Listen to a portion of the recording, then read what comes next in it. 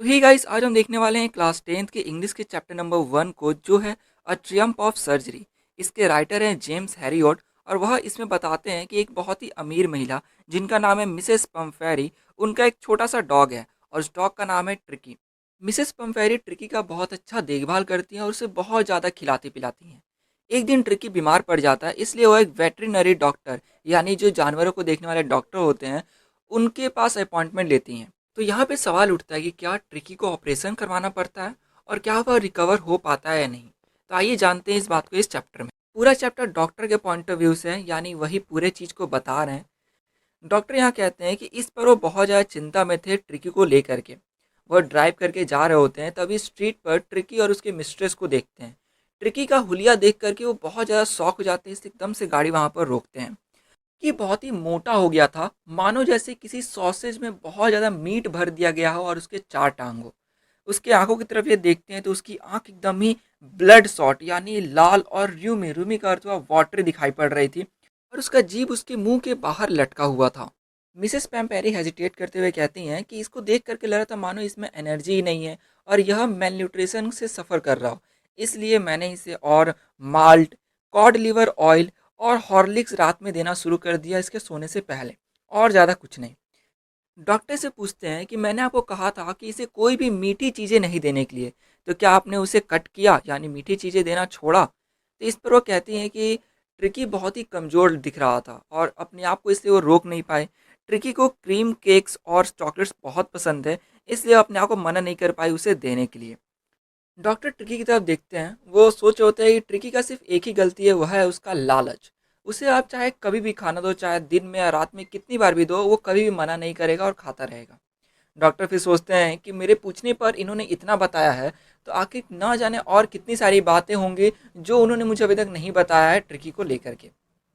Doctor फिर पूछते हैं कि क्या आप इससे अच्छा खासा एक्सरसाइज करवाती हैं। इस पर वह कहती हैं कि जैसा आप देख सकते हैं कि इसकी मेरे साथ थोड़ी वॉक हो जा रही है, लेकिन हॉज किंग जो कि मेरा गार्डनर है, उसको लुम्बैगो हो गया है। लुम्बैगो यानी बैक पेन, जैसा आप फोटो में देख सकते हैं, और इस वजह से कोई भी रिंग थ्रोइंग नहीं हो पा रहा है, यानी वही ट्री को ले जा करके ग्राउंड में रिंग थ्रो करके उसके साथ खेलता था। फिर कोशिश करते हैं थोड़ा सीरियस होने का, और वो कहते हैं कि देखिए, अगर आपने इसका स्ट्रिक्ट डाइट नहीं रखा तो इसका हालत और भी ज़्यादा ख़राब हो जाएगा। इस पर मिसेस पेम्पेरी कहती हैं कि यह तो मेरे लिए बहुत डिफ़िकल्ट है, यानी बहुत ही ज़्यादा डिफ़िकल्ट है। अपने सिर को नीचे कर लेती है और मानो ऐसा डिटरमाइन कर रही हो कि अब वो एक नया रेजिमे रेजिमे मतलब डाइट और एक्सरसाइज उसको फॉलो करवाएंगे हर दिन। डॉक्टर बहुत ही कंसर्न के साथ ट्रिकी पर ध्यान देते हैं, उसकी प्रोग्रेस को देखते हैं। कुछ दिन तक देखने के बाद वह नोटिस करते हैं दो चीज़। पहला ये कि ट्रिकी के तबीयत में कोई भी सुधार नहीं आ रहा था, और अगर ऐसा ही चलता रह गया तो उन्होंने सोचा कि बहुत जल्द मिसेस पम्फेरी वापस से इन्हें कॉल करेंगी। दूसरा चीज़ इन्होंने यह नोटिस किया कि ट्रिकी के वार्डरोब में, मतलब जिसमें कपड़े रखे रहते हैं, उसमें अलग अलग वेदर यानी मौसम के लिए अलग अलग कोट्स थे। जैसे कि अगर मौसम ठंडा रहा तो अलग कोट, मौसम में नमी रही तो उसके लिए रेन कोट, और इस तरह बहुत ज़्यादा कोट्स थे उसके पास। कुछ ही दिनों के बाद मिसेस पेम्पेरी का कॉल आता है डॉक्टर के पास, और वह बोलती हैं कि ट्रिकी अब कुछ भी खाने से मना कर रहा है, यहाँ तक कि अपना फेवरेट डिश जो है वो भी नहीं खा रहा है। वो कुछ कुछ देर पर वॉमिट कर रहा है, उल्टी कर रहा है। पूरा दिन रग रग यानी आप कह सकते हो जो दर्री रहता है घर में, उस पर बैठा रह जा रहा है, हाँफ रहा है, और वॉक के लिए भी नहीं चल रहा है और कुछ भी नहीं कर रहा है, बस वहीं पे पड़ा रह रहा है। डॉक्टर सोचते हैं कि सिर्फ एक ही तरीका है उसे सही करने का, वह है कुछ वक्त के लिए उसे घर से बाहर निकाल करके हॉस्पिटलाइज कर देने के लिए एक फोर्टनाइट करते हुआ 2 वीक के लिए, ताकि वह उस पर नज़र रख सकें, उसे ऑब्जर्व कर सकें। डॉक्टर कार लेकर के मिसेस पेम्पेरी के घर जाते हैं। मिसेस पेम्पेरी एकदम इमोशनल होकर कहती हैं कि ट्रिकी एकदम पाइन एंड डाई, यानी कि बहुत उदास होकर के मर जाएगा अगर वो मुझे नहीं देखेगा तो। लेकिन डॉक्टर भी अब एकदम फॉर्म हो जाते हैं, यानी कि वो भी सीरियस होकर के जाते हैं, ट्रिकी को अंदर एक ब्लैंकेट में रखते हैं और फिर वापस बाहर अपने कार की तरफ बढ़ जाते हैं। डॉक्टर ने देखा कि घर के स्टाफ और घर के नौकर चाकर सभी ट्रिकी के डे बेड, नाइट बेड, उसके favourite cushion, toys, rubber ring, सुबह खाने के लिए जो उसका कटोरा है, बॉल, फिर लंच के लिए, फिर डिनर के लिए सब लेकर के आते हैं। अब डॉक्टर देखते हैं कि भाई उनके कार में अब जगह ही नहीं बचा है, इसलिए वो गाड़ी को स्टार्ट करके जाने लग जाते हैं। डॉक्टर जैसे ही थोड़ा सा आगे बढ़ते हैं, वो देखते हैं कि मिसेस पेम्पेरी खिड़की से बाहर बहुत सारे छोटे छोटे कोट्स नीचे फेंकती है, और उससे वो डिस्पेयरिंग क्राई में थी, यानी बहुत ही निराश दिख रही थी। डॉक्टर नहीं रुकते हैं, वो आगे बढ़ते हैं, और जैसे ही टर्निंग आता है तो एक बार मिरर से बाहर देखते हैं, तो वो देखते हैं कि सभी जितने भी स्टाफ वगैरह थे, सभी की आंखों में आंसू थे। और यहाँ पे कहा जा रहा है कि डॉक्टर ड्राइव करते हुए उस पैथेटिक लिटिल एनिमल, यानी उस बेचारे, उस फ्रस्ट्रेटेड लिटिल एनिमल को देखते हैं जो उनके बगल में बैठा रहता है। वह उसके सिर पर पैट करते हैं तो ट्रिकी ब्रेव एफर्ट करता है अपने पूंछ को हिलाने का। इसी पर वो कहते हैं पुअर ओल्ड लैड, लैड करते हुआ बॉय यानी बेचारा लड़का। वो कहते हैं कि तुम्हें बिल्कुल भी किक यानी एनर्जी नहीं बचा है, लेकिन मुझे पता है शायद कि तुम्हें कैसे ठीक करना है। फिर वो सर्जरी पे पहुंच जाते हैं। यहाँ पे सर्जरी का अर्थ हुआ जहाँ पर ट्रीटमेंट होता है। हॉस्पिटल या कहो सर्जरी में जितने भी डॉग्स थे वो ट्रिकी के आसपास में घूमने लग जाते हैं। ट्रिकी एक कारपेट पर लेटा रहता है और उसके आँख एकदम डल रहते हैं, बिना मोशन के वहाँ पे और लेटा रहता है। डॉग्स उसके आसपास में घूमते हैं और स्निफ करने का मतलब स्वाद सूंघने के बाद वो ऐसा लगता है, डिसाइड करते हैं मानो ये इंटरेस्टिंग ऑब्जेक्ट नहीं है, फिर उसको इग्नोर कर देते हैं। डॉक्टर उसके लिए बेड लगा देते हैं एक वार्म लूज बॉक्स में जो वहाँ पर रहता है। 2 दिन तक वो उस पर नज़र रखते हैं और सिर्फ उसको पानी पिलाते हैं खूब, लेकिन खाना नहीं देते हैं। जैसे ही 2 दिन का अंत होने वाला होता है, मतलब एंड में आप बोल सकते हो शाम या रात के वक्त में, वो अपने सराउंडिंग में थोड़ा इंटरेस्ट लेने लग जाता है। तीसरे दिन जब ट्रिकी सुनता है कि बाकी डॉग्स यार्ड में हैं तो उनकी आवाज़ सुन करके वह विम्पर करने लग जाता है, यानी हल्की रोने की आवाज़ निकालने लग जाता है। डॉक्टर जाकर के उसका गेट खोल देते हैं, तभी वो एकदम से ट्रॉटेड आउट यानी दौड़ करके बाहर निकलता है और जाता है जो के पास, जो कि एक ग्रे हाउंड डॉग है, यानी उसके पास घूमने लग जाता है। तभी जो बाकी के डॉग्स रहते हैं वो भी आते हैं, उसको इंस्पेक्ट करते हैं, उसके ऊपर रोल ओवर करते हैं, ऐसे मतलब जो डॉग्स जो है सो जाते हैं इधर इधर उधर। देन उसके बाद जो बाकी डॉग्स रहते हैं वो गार्डन की तरफ चल जाते हैं और ट्रिकी भी फिर उनको फॉलो करने लग जाता है अपने स्लाइड जो उसका सरप्लस फैट रहता है उसको लेकर के। यानी अभी भी वो ठीक हुआ था बट उसके शरीर में अभी भी फैट था, तो वो एकदम धीरे धीरे फिर उनके पीछे चला जाता है गार्डन की ओर। कुछ देर बाद जब डॉग से खाना खाने का वक्त हो जाता है तो उस समय डॉक्टर वहाँ पे मौजूद रहते हैं। और जब ट्रिस्टन ट्रिस्टन एक जनरल न्यूट्रन नेम है, इसे यह एक लड़का या लड़की कुछ कोई भी हो सकता है, बुक में नहीं बताया गया है, लेकिन ज़्यादातर लड़कों का नाम होता है, इससे मान लेते हैं कि एक लड़का है जो कि सभी डॉग्स के बोल में खाना रख देता है। सभी डॉग्स दौड़ जाते हैं खाना के लिए, क्योंकि वो जानते हैं कि अगर वो हल्का भी लेट हुए, जो डॉग पहले पहुंचेगा वो अपना खाना खाने के बाद दूसरे के खाने में मुंह लगा देगा, यानी कि कंपटीशन हो जाएगा। इसलिए वो एकदम तेज़ी में दौड़ जाते हैं खाना खाने के लिए।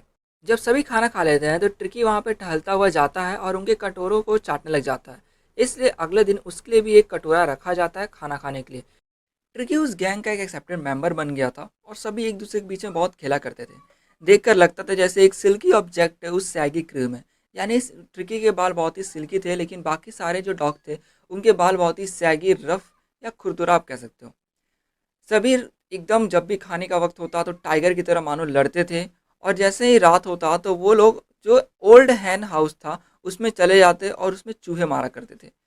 ट्रिकी के पूरे लाइफ में उसने ऐसा वक्त नहीं देखा होगा, यानी इतना वो सभी के साथ खेलना और ये सब काम करना। तो ये तो हो गया उस सर्जरी का माहौल। वहीं दूसरी तरफ मिसेस पैम्पेरी हर बार कॉल करा करती थी डॉक्टर से पूछने के लिए कि क्या उसका जो कुशन है वो टर्न होता है कि नहीं रेगुलरली, क्या उसके जो कोट्स है वेदर के हिसाब से उसे पहनाए जाते हैं नहीं। लेकिन डॉक्टर सही बात को डॉज करते हुए कहते हैं कि वह अब खतरे से बाहर है और उसमें बहुत तेज़ी से कॉन्वेलेंसिंग, कॉन्वेलेंसिंग का अर्थ हुआ जो वक्त के साथ आराम करने पर सुधार आता है, तो उसमें बहुत तेज़ी में सुधार आ रहा है। देखकर लग रहा था कि ये जो कॉन्वेलेंसिंग वार्ड है, यानी कि ट्रिकी के अंदर सुधार आ रहा है, ये कुछ असर कर गया था मिसेस पंपैरी पे, क्योंकि अब वो एकदम फ्रेश एग से 2 डजन एक बार में भेजा करती थी। मतलब जब भी वो बेचती तो 2-2 दर्जन अंडे बेचती। ये सब तो था ट्रिकी के इस ट्रेंड को बढ़ाने के लिए, लेकिन कुछ वक्त के लिए जो डॉक्टर उनके पार्टनर्स थे, यानी जो भी उस जगह पे उस सर्जरी में जो भी उनके साथ लोग थे, वो लोग ब्रेकफास्ट में 2-2 अंडे लेने लग गए। इसके बाद वाइन भी आने लग गई, और ये भी जब जब एग और उसके साथ फिर वाइन आने लग गया तब ये पता चल गया था कि ये जो real possibilities of situation begin to dawn on the household. यहाँ पे रियल पॉसिबिलिटी था कि ये सभी ट्रिकी के लिए थे, उसके स्ट्रेंथ के लिए थे, उसके ब्लड को इनरिच करने के लिए और अच्छा करने के लिए थे। बट यहाँ पर इन सभी चीज़ का फ़ायदा कौन ले रहा था? ये सब फ़ायदा ले रहे थे वो जो हाउस होल्ड वाले थे, यानी उस सर्जरी में जो भी लोग थे। सर्जरी को हाउस होल्ड इसलिए कहा गया क्योंकि वहीं पर डॉक्टर उनके पार्टनर सब हैं। देखो डॉक्टर को यहाँ बात पता था कि ये सभी चीज़ें ट्रिकी के लिए है, लेकिन ये जो भी चीज़ें ट्रिकी के लिए आ रही थी ये सारी चीज़ begin to dawn on household. इसका अर्थ हुआ कि ये सभी चीज़ धीरे धीरे आए थे, लेकिन सब हाउस होल्ड में ये लोग कंज्यूम करते जा रहे थे।